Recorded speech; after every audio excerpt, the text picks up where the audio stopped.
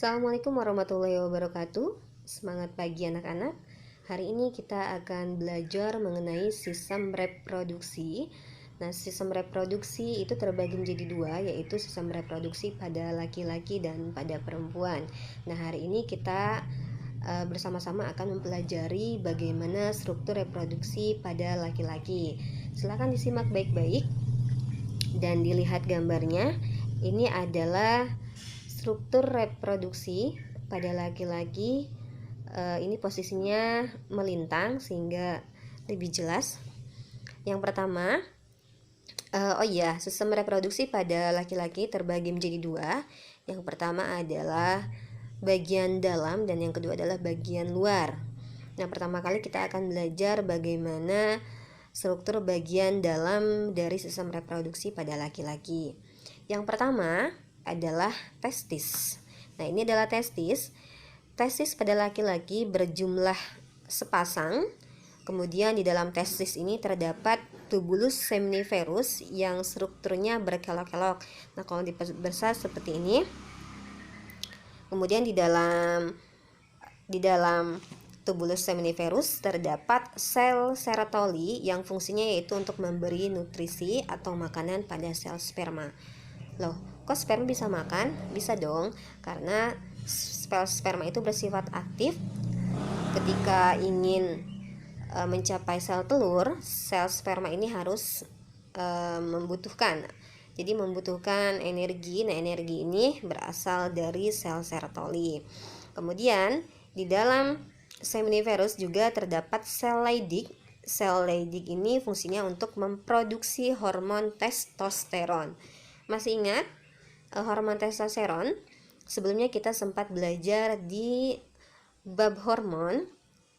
Testosteron ini fungsinya untuk proses pembentukan sperma atau spermatogenesis.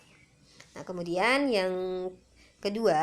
bagian yang kedua adalah epididymis. Epididymis ini adalah saluran yang berkelok-kelok yang keluar dari testis, yang fungsinya untuk tempat penyimpanan dan pematangan sperma. Jadi, sperma melakukan proses pematangan ini di saluran epididymis. Kemudian yang ketiga ada saluran vas deferens. Ini adalah saluran vas deferens. Fungsinya untuk menyalurkan sperma dari epididymis menuju vesikula seminalis. Jadi ketika sudah matang sel spermanya, maka nanti akan disalurkan menuju vesikula seminalis oleh saluran vas deferens. Yang keempat, ada kelenjar aksesoris. Nah, kelenjar aksesoris ini terbagi menjadi beberapa. Yang pertama adalah vesikula seminalis yang berjumlah sepasang, yang fungsinya adalah menghasilkan getah yang berisi nutrisi seperti fruktosa. Jadi nanti yang vesikula seminalis juga fungsinya adalah untuk memberikan nutrisi pada sel sperma. Kemudian yang kedua adalah kelenjar prostat.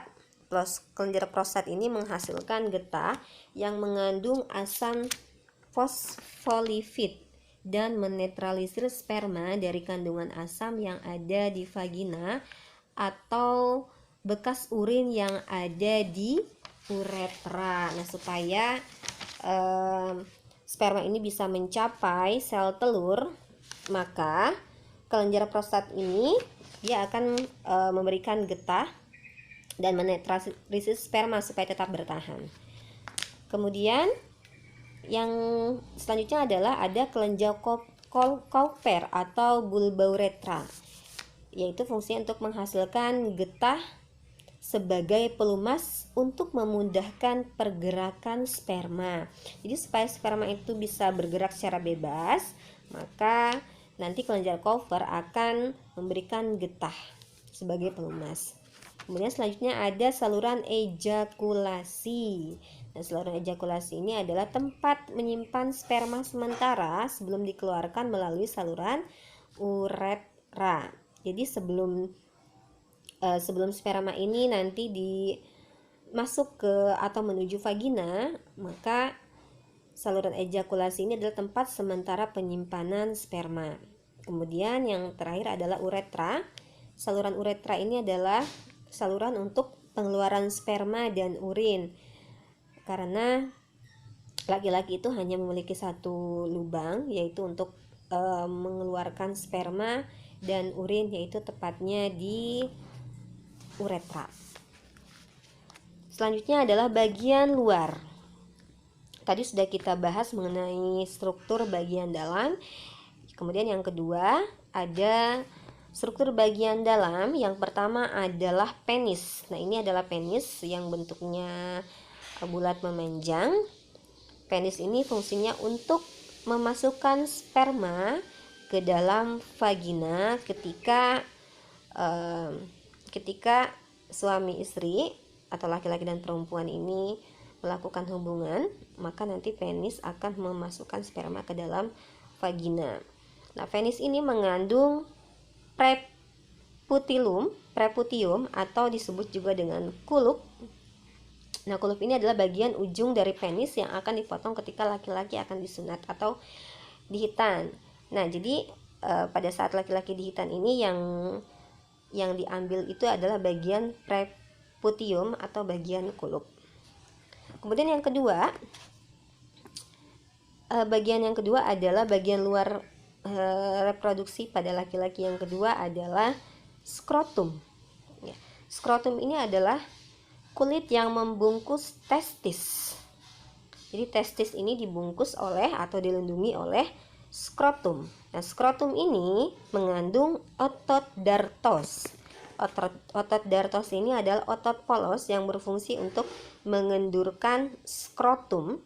Kemudian yang kedua, skrotum ini mengandung otot kremaster. Otot kremaster ini berfungsi untuk mengatur suhu pada testis. Jadi intinya adalah testis ini fungsinya adalah untuk mengatur suhu. Nah, baiklah,